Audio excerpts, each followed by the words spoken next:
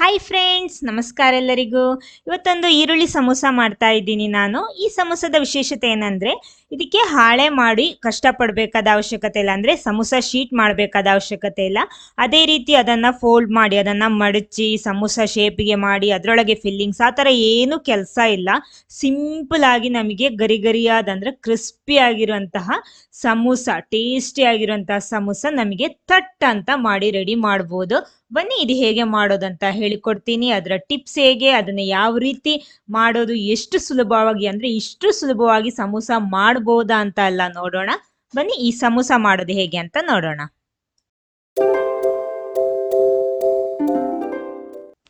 ಮೊದಲು ನಾನಿಲ್ಲಿ 1 ಕಪ್ ಗೋಧಿ ಹುಡಿ, ಇಲ್ಲಿ ನಿಮಗೆ ಮೈದಾ ಬೇಕಿದ್ರೆ ಮೈದಾನು ತಗೋಬಹುದು, ತೊಂದರೆ ಏನಿಲ್ಲ. ಸ್ವಲ್ಪ ಹೆಲ್ದಿ ಆಗಬೇಕಿದ್ರೆ ಗೋಧಿ ಹುಡಿಯಲ್ಲಿ ಮಾಡಿ. ಆಮೇಲೆ ಸ್ವಲ್ಪ ಉಪ್ಪು, ರುಚಿಗೆ ತಕ್ಕಷ್ಟು ಉಪ್ಪು ಹಾಕ್ಬಿಟ್ಟು ಒಂದ್ಸಲ ಇದನ್ನ ಚೆನ್ನಾಗಿ ಮಿಕ್ಸ್ ಮಾಡಿ. ಅಂದರೆ ಉಪ್ಪು ಎಲ್ಲ ಕಡೆ ಹೋಗಬೇಕು, ಬೇರೆ ಏನು ಹಾಕ್ತಾ ಇಲ್ಲ ನಾನು ಇದಕ್ಕೆ. ಆಮೇಲೆ ನೀರು ಎಷ್ಟು ಬೇಕೋ ಅಷ್ಟು ಹಾಕ್ಬಿಟ್ಟು, ನಾವು ಚಪಾತಿಗೆಲ್ಲ ಯಾವ ರೀತಿ ಹಿಟ್ಟು ಮಾಡ್ತೀವೋ ಅದೇ ರೀತಿ ಮಾಡ್ಕೊಳ್ಳಿ.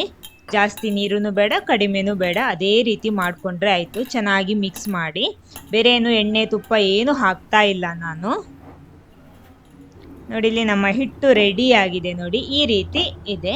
ನೆಕ್ಸ್ಟ್ ಇದರ ಮೇಲ್ಗಡೆ ನಾನು ಸ್ವಲ್ಪ ತುಪ್ಪ ಅಥವಾ ಎಣ್ಣೆ ಹಾಕ್ಬೋದು. ನಾನಿಲ್ಲಿ ತೆಂಗಿನೆಣ್ಣೆ ಹಾಕ್ತಾ ಇದ್ದೀನಿ. ಸ್ವಲ್ಪ ಎಣ್ಣೆ ಹಾಕ್ಬಿಟ್ಟು ಇದನ್ನು ಸ್ಪ್ರೆಡ್ ಮಾಡಿ ಸ್ವಲ್ಪ ಹೊತ್ತು ಇದನ್ನು ರೆಸ್ಟ್ ಮಾಡಬೇಕು. ಒಂದು 10ರಿಂದ 15 ನಿಮಿಷ ಇದನ್ನು ರೆಸ್ಟ್ ಮಾಡಿದರೆ ಸಾಕು. ಅಂದರೆ ಇದಕ್ಕಿರುವ ಮಸಾಲ ರೆಡಿ ಮಾಡುವಷ್ಟು ಹೊತ್ತರಲ್ಲಿ ಇದು ರೆಡಿ ಆಗುತ್ತೆ. ಒಂದು 10ರಿಂದ 15 ನಿಮಿಷ ಇದನ್ನು ಮುಚ್ಚಿಡ್ತಾ ಇದ್ದೀನಿ. ಆವಾಗ ಸ್ವಲ್ಪ ಸಾಫ್ಟಾಗಿ ಸಿಗುತ್ತೆ ನಮಗೆ. ಇದಕ್ಕಿರುವ ಮಸಾಲ ಮಾಡೋದಕ್ಕೆ ಒಂದು ಪ್ಯಾನ್ ಬಿಸಿ ಮಾಡ್ತಾ ಇದ್ದೀನಿ ಮೊದಲು. ಆಮೇಲೆ ಅದಕ್ಕೆ ನಾನಿಲ್ಲಿ ತೆಂಗಿನೆಣ್ಣೆ ಹಾಕ್ತಾ ಇರೋದು. ನೀವು ಯಾವ ಅಡುಗೆ ಎಣ್ಣೆ ಉಪಯೋಗಿಸ್ತೀರೋ ಅದು ಉಪಯೋಗಿಸ್ಕೊಳ್ಳಿ. ನಾನೊಂದು 2 ಟೇಬಲ್ ಸ್ಪೂನ್ನಷ್ಟು ತೆಂಗಿನೆಣ್ಣೆ ಹಾಕ್ತಾ ಇದ್ದೀನಿ. ಅದಕ್ಕೆ ಜಜ್ಜಿದೆ ಶುಂಠಿ 1 ಟೇಬಲ್ ಸ್ಪೂನ್ ಹಾಕ್ತೀನಿ. ಶುಂಠಿ ಮಾತ್ರ ಹಾಕ್ತಾ ಇರೋದು. ಹಾಕ್ಬಿಟ್ಟು ಒಂದು ಸಲ ಚೆನ್ನಾಗಿ ಇದನ್ನು ಮಿಕ್ಸ್ ಮಾಡಿ. ನೋಡಿ, ಈ ರೀತಿ. ಆಮೇಲೆ ಇದಕ್ಕೆ ನಾನಿಲ್ಲಿ ಸ್ವಲ್ಪ ಕರಿಬೇವು, ಆಮೇಲೆ 2 ಈರುಳ್ಳಿ ಹಾಕ್ಕೊಂಡಿದ್ದೀನಿ. ನಿಮಗೆ ಜಾಸ್ತಿ ಬೇಕಿದ್ರೆ ಜಾಸ್ತಿ ಸೇರಿಸ್ಬೋದು, ತೊಂದರೆ ಏನಿಲ್ಲ. ಹಾಕ್ಬಿಟ್ಟು ಒಂದು ಸಲ ಚೆನ್ನಾಗಿ ಫ್ರೈ ಮಾಡಿ. ಇದು ಜಾಸ್ತಿ ಫ್ರೈ ಆಗಬೇಕಾದ ಅವಶ್ಯಕತೆಯೂ ಇಲ್ಲ. ನೋಡಿ, ಇಷ್ಟು ಫ್ರೈ ಆದರೆ ಸಾಕು. ಅಂದರೆ ಕಲರ್ ಎಲ್ಲ ಚೇಂಜ್ ಆಗಬೇಕಾದ ಅವಶ್ಯಕತೆ ಇಲ್ಲ. ನೋಡಿ, ಇಷ್ಟು ಸಾಕು. ಇನ್ನು ಇದಕ್ಕಿರೋ ಮಸಾಲ ಪೌಡರ್ಸ್ ಆ್ಯಡ್ ಮಾಡೋಣ. ಮೊದಲು ನಾನು ಸ್ವಲ್ಪ ಉಪ್ಪು ಹಾಕ್ತಾ ಇದ್ದೀನಿ. ಉಪ್ಪು ಹಾಕಿದ್ಮೇಲೆ ಆಮೇಲೆ ಖಾರಕ್ಕಿರೋಷ್ಟು ಮೆಣಸಿನ ಹುಡಿ 1.5 ಟೀ ಸ್ಪೂನ್ನಷ್ಟು ಹಾಕ್ತೀನಿ. ಆಮೇಲೆ 1 ಟೀ ಸ್ಪೂನ್ನಷ್ಟು ಕೊತ್ತಂಬರಿ ಹುಡಿ ಹಾಕ್ತೀನಿ.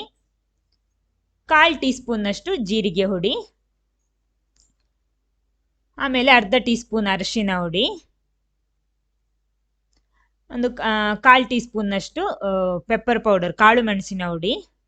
ಆಮೇಲೆ ಅರ್ಧ ಟೀ ಸ್ಪೂನ್ನಷ್ಟು ಗರಂ ಮಸಾಲನು ಹಾಕ್ಬಿಟ್ಟು ಒಂದು ಸಲ ಚೆನ್ನಾಗಿ ಮಿಕ್ಸ್ ಮಾಡಿ. ಇದಕ್ಕೆ ನೀರು ಸೇರಿಸಬೇಕಾದ ಅವಶ್ಯಕತೆ ಏನಿಲ್ಲ.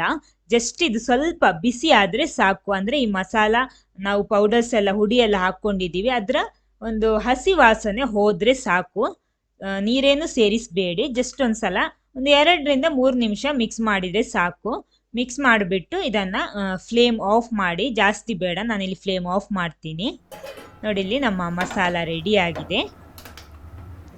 15 ನಿಮಿಷ ಆಗಿದೆ. ನೋಡಿ, ನಮ್ಮ ಹಿಟ್ಟು ಈ ರೀತಿ ಇದೆ, ಒಳ್ಳೆ ಮೃದುವಾಗಿ ಬಂದಿದೆ. ನೋಡಿ, ನಾನಿಲ್ಲಿ ಮೈದಾ ಎಲ್ಲ ಉಪಯೋಗಿಸಿರೋದು, ಗೋಧಿ ಹುಡಿ ಉಪಯೋಗಿಸಿರೋದು. ಆಮೇಲೆ ಸ್ವಲ್ಪ ಹುಡಿ ತಗೋತೀನಿ, ಹಿಟ್ಟು ತಗೋತೀನಿ.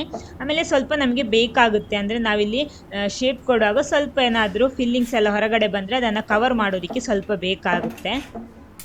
ನೋಡಿ, ಈ ರೀತಿ ಇದನ್ನು ನಾವು ಚಪಾತಿಗೆ ಯಾವ ರೀತಿ ಲಟ್ಟಿಸ್ತೀವೋ ಅದೇ ರೀತಿ, ಅಂದರೆ ಯಾವ ಶೇಪು ಬೇಡ, ಏನು ಬೇಡ, ಚಪಾತಿಗೆ ಯಾವ ರೀತಿ ಲಟ್ಟಿಸ್ತೀವೋ ಅದೇ ರೀತಿ ರೌಂಡ್ ಶೇಪಲ್ಲಿ ಇದನ್ನು ಲಟ್ಟಿಸಿದರೆ ಸಾಕು. ನೋಡಿ, ಈ ರೀತಿ. ನೋಡಿ, ಈ ರೀತಿ ರೌಂಡ್ ಶೇಪಲ್ಲಿ ನಾನು ಈ ರೀತಿ ಲಟ್ಟಿಸಿ ಇಟ್ಕೊಂಡಿದ್ದೀನಿ. ಆಮೇಲೆ ನಾವಿಲ್ಲಿ ರೆಡಿ ಮಾಡಿಟ್ಟ ನಮ್ಮ ಮಸಾಲ ಇದೆಯಲ್ಲ, ಅದನ್ನು ಇದರ ಮೇಲ್ಗಡೆ ಫುಲ್ಲಾಗಿ ಸ್ಪ್ರೆಡ್ ಮಾಡಬೇಕು. ಸಪ್ರೇಟಾಗಿ ಶೇಪ್ ಮಾಡಿ ಆ ರೀತಿ ಮಾಡಬೇಕಾದ ಅವಶ್ಯಕತೆ ಏನಿಲ್ಲ. ಫುಲ್ಲಾಗಿ ಒಂದು ಸಲ ಇದನ್ನು ಹಾಕ್ಬಿಡಿ. ಈ ರೀತಿ ಫುಲ್ಲಾಗಿ ಸ್ಪ್ರೆಡ್ ಮಾಡಿದ್ದೀನಿ ನಾನು. ನೋಡಿ, ಆಮೇಲೆ ಈ ರೀತಿ ಇದನ್ನು ಮಡಚಬೇಕು. ಅಂದರೆ ನಾವು ನಾರ್ಮಲಿ ಚಾಪೆ ಎಲ್ಲ ಮಡಚು ಅದೇ ಶೈಲಿಯಲ್ಲಿ ನೋಡಿ ಈ ರೀತಿ ನಿಧಾನಕ್ಕೆ ಇದನ್ನು ಈ ರೀತಿ ಮಡಚ್ತಾ ಬರಬೇಕು. ನೋಡಿ, ನಾನಿಲ್ಲಿ ತೆಳುವಾಗಿ ಮಾಡ್ಕೊಂಡಿದ್ದೀನಿ. ನಿಮಗೆ ಬೇಕಿದ್ರೆ ಸ್ವಲ್ಪ ದಪ್ಪ ಬೇಕಿದ್ರೆ ದಪ್ಪನೂ ಮಾಡ್ಬೋದು ಈ ಚಪಾತಿ ಲಟ್ಟಿಸುವಾಗ. ನೋಡಿ, ಈ ರೀತಿ ಮಾಡಿಬಿಟ್ಟು ಇಟ್ಟು ನೋಡಿ ಇದು ಕರೆಕ್ಟ್ ಆಗಿದೆ. ನೆಕ್ಸ್ಟ್ ಇದನ್ನು ಸ್ವಲ್ಪ ಸೈಡಲ್ಲಿ ಪ್ರೆಸ್ ಮಾಡಿ ಇದನ್ನು ಸಣ್ಣಕ್ಕೆ ಕಟ್ ಮಾಡಬೇಕು. ಚಾಕು ಉಪಯೋಗಿಸಿ ಇದನ್ನು ನಿಮ್ಗೆ ಎಷ್ಟು ಬೇಕೋ ಅಷ್ಟು ಕಟ್ ಮಾಡ್ಕೋಬೇಕು. ನೋಡಿ ಈ ರೀತಿ ನಿಧಾನಕ್ಕೆ, ಅಂದರೆ ಈರುಳ್ಳಿ ಇರುತ್ತೆ ಒಳಗಡೆ, ಸ್ವಲ್ಪ ಈ ರೀತಿ ಚಾಕು ಉಪಯೋಗಿಸಿ ಕಟ್ ಮಾಡಬೇಕು. ನೋಡಿ ಈ ರೀತಿ. ಓಕೆ, ನಾನು ಇದನ್ನು ನಿಧಾನಕ್ಕೆ ನಮಗೆ ಎಷ್ಟು ಬೇಕೋ ಅಷ್ಟು ಮಾಡ್ಬೋದು. ಜಸ್ಟ್ ಕಟ್ ಮಾಡಿದರೆ ಆಯಿತು. ನೋಡಿ ಈ ರೀತಿ. ನೋಡಿ ಇಲ್ಲಿ ನಿಧಾನಕ್ಕೆ ಕಟ್ ಮಾಡ್ಕೊಳ್ಳಿ. ತುಂಬ ಸುಲಭ ಆಗುತ್ತೆ ಈ ರೀತಿ ಮಾಡಿದರೆ. ಆಮೇಲೆ ನೋಡಿ ಒಂದು ಪೀಸ್ ತೆಗೆದು ಮೇಲ್ಗಡೆ ಸ್ವಲ್ಪ ಕವರ್ ಮಾಡಿ ಅದನ್ನು ಫಿಲ್ ಮಾಡಿ. ನೋಡಿ ಈ ರೀತಿ. ಆಮೇಲೆ ಕೈಯಿಂದಲೇ ಇದನ್ನು ಕೆಳಗಡೆ ಪ್ರೆಸ್ ಮಾಡಿ. ನೋಡಿ ಕೈಯಿಂದ ಈ ರೀತಿ ಪ್ರೆಸ್ ಮಾಡಿ ನಮ್ಮ ಸಮೋಸದ ಶೇಪಿಗೆ ಇದನ್ನು ತಂದರೆ ಆಯಿತು. ಫಿಲ್ಲಿಂಗ್ಸ್ ಹೊರಗಡೆ ಬಂತು ಅಂತ ನಿಮಗೆ ಅನಿಸಿದರೆ ಸ್ವಲ್ಪ ಹಿಟ್ಟು ತೆಗೆದು ಅದರ ಮೇಲ್ಗಡೆ ನಮಗೆ ಅಂಟಿಸ್ಬೋದು, ತೊಂದರೆ ಏನಿಲ್ಲ. ಅವಾಗ ಒಳ್ಳೆ ಲೇಯರ್ ಆಗಿ ಸಿಗುತ್ತೆ, ನಮಗೆ ತಿನ್ನೋದಕ್ಕೆ ಒಳ್ಳೆ ಕ್ರಿಸ್ಪಿಯಾಗಿ ಚೆನ್ನಾಗಿರುತ್ತೆ. ಇಲ್ಲಾಂದರೆ ನಮಗೆ ಕರೆಕ್ಟಾಗಿ ನಿಮಗೆ ಬಂದರೆ ಆ ಥರ ಅಂಟಿಸ್ಬೇಕಾದ ಅವಶ್ಯಕತೆ ಏನಿಲ್ಲ. ನೋಡಿ ಈ ರೀತಿ ಬಂದಿದೆ. ನೋಡಿ ನಾನು ತೋರಿಸ್ತೀನಿ ಯಾವ ರೀತಿ ಅಂಟಿಸೋದಂತ. ನೋಡಿ ಈ ರೀತಿ ಸ್ವಲ್ಪ ಹಿಟ್ಟು ತೆಗೆದು ಇದರ ಮೇಲ್ಗಡೆ ಈ ರೀತಿ ಸ್ವಲ್ಪ ಅಂಟಿಸಿ, ಆಮೇಲೆ ಕೆಳಗಡೆನು ಬೇಕಿದ್ರೆ ನಮಗೆ ಅದು ಕೈಯಲ್ಲೇ ಸರಿ ಮಾಡ್ಬೋದು. ನಾನೆಲ್ಲಾದ್ರೂ ಬೇಕಿದ್ರೆ ಈ ರೀತಿ ಮಾಡ್ಬೋದು ಅಂತ ತೋರಿಸ್ಕೊಡ್ತಾ ಇರೋದು ನಾನು ನಿಮಗೆ. ಆಮೇಲೆ ಕೈಯಿಂದಲೇ ಸ್ವಲ್ಪ ಸಮೋಸ ಶೇಪಲ್ಲಿ ಪ್ರೆಸ್ ಮಾಡಿ ಫ್ರೈ ಮಾಡಿದರೆ ನಮ್ಮ ಸಮೋಸ ಇಲ್ಲಿ ರೆಡಿ ಆಗುತ್ತೆ. ನೋಡಿ ಈ ರೀತಿ. ಎಷ್ಟೊಂದು ಸುಲಭ ಅಂತ ನೋಡಿದ್ರಾ? ನೋಡಿ ಇಲ್ಲಿ ಎಣ್ಣೆ ಬಿಸಿ ಮಾಡೋದಕ್ಕೆ ಇಟ್ಟಿದ್ದೀನಿ. ಎಣ್ಣೆ ಬಿಸಿ ಆಗಿದೆ, ಅದರಲ್ಲಿ ಹಾಕ್ಬಿಟ್ಟು ಇದನ್ನು ಫ್ರೈ ಮಾಡಿದರೆ ನಮ್ಮ ಗರಿಗರಿಯಾದ ಸಮೋಸ ರೆಡಿ ಆಗುತ್ತೆ. ಎಣ್ಣೆ ಚೆನ್ನಾಗಿ ಬಿಸಿಯಾಗಿರಬೇಕು. ಆಮೇಲೆ ಇದು ಫ್ರೈ ಮಾಡುವಾಗಲೂ ಅದೇ ರೀತಿ ಮೀಡಿಯಂ ಫ್ಲೇಮಲ್ಲಿಟ್ಟು ಸ್ವಲ್ಪ ಜಾಸ್ತಿ ಹೊತ್ತು ಫ್ರೈ ಮಾಡಬೇಕು. ಹಾಗಿದ್ರೆ ಮಾತ್ರ ನಮಗೆ ಒಳ್ಳೆ ಕ್ರಿಸ್ಪಿಯಾಗಿ, ಅಂದರೆ ಗರಿಗರಿಯಾಗಿ ಸಿಗುತ್ತೆ. ಸ್ವಲ್ಪ ಫ್ರೈ ಆದ ಕೂಡಲೇ ತೆಗೆದ್ರೆ ಚೆನ್ನಾಗಿರಲ್ಲ. ಅದು ನಾನು ಪುನಃ ಹೇಳ್ತಾ ಇದ್ದೀನಿ, ಯಾಕಂದರೆ ನಮಗೆ ಒಳ್ಳೆ ಗರಿಗರಿಯಾದ ಸಮೋಸ ಬೇಕಿದ್ರೆ ಸ್ವಲ್ಪ ಜಾಸ್ತಿ ಹೊತ್ತು ಇದನ್ನು ಫ್ರೈ ಮಾಡಬೇಕು. ನೋಡಿ ಒಳ್ಳೆ ಕಲರ್ ಬರಬೇಕು. ನೋಡಿ ಈ ರೀತಿ. ಅವಾಗ ಮುಟ್ಟುವಾಗಲೇ ಒಳ್ಳೆ ಕ್ರಿಸ್ಪಿ ಆಗಿರುತ್ತೆ, ಗರಿ ಆಗಿರುತ್ತೆ ಇದು. ನೋಡಿ ನಮ್ಮ ಸಮೋಸ ರೆಡಿ ಆಗಿದೆ. ಉಳಿದ ಸಮೋಸಾನ ಇದೇ ರೀತಿ ಫ್ರೈ ಮಾಡಿ ತರ್ತೀನಿ. ನೋಡಿ ಕರೆಕ್ಟ್ ಆಗುತ್ತೆ. ನೋಡಿ ತುಂಬ ಸುಲಭವಾಗಿ, ಅಂದರೆ ಒಂದು ಅರ್ಧ ಗಂಟೆಯಲ್ಲಿ ನಮಗೆ ರೆಡಿ ಆಗ್ಬೋದು. ಇದು ಎಲ್ಲ ಫ್ರೈ ಎಲ್ಲ ಮಾಡಿ ಆಗುವಾಗ ಅಷ್ಟು ಸುಲಭವಾಗಿ ಮಾಡ್ಬೋದು. ಟೇಸ್ಟು ಸೂಪರ್ ಆಗಿರುತ್ತೆ. ಅದೇ ಕ್ರಿಸ್ಪಿ ಆಗಿದ್ದರೆ ಸೂಪರ್ ಆಗಿರುತ್ತೆ. ಅದಕ್ಕೆ ಕ್ರಿಸ್ಪಿಯಾಗಿ ಬೇಕಿದ್ರೆ ಸ್ವಲ್ಪ ಜಾಸ್ತಿ ಹೊತ್ತೇ ನೀವು ಫ್ರೈ ಮಾಡಬೇಕು.